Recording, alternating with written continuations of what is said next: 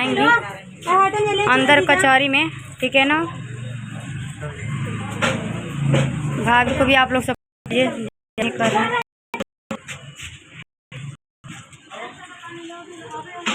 देखिए उठा चल रही हैं। देखिए यहाँ पे उठा के लिए भाभी, ठीक है।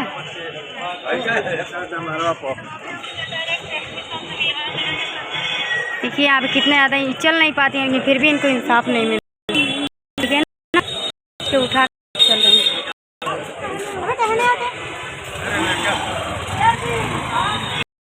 पीछे पीछे भाग, आगे से वो भाग लेकर चल रही है।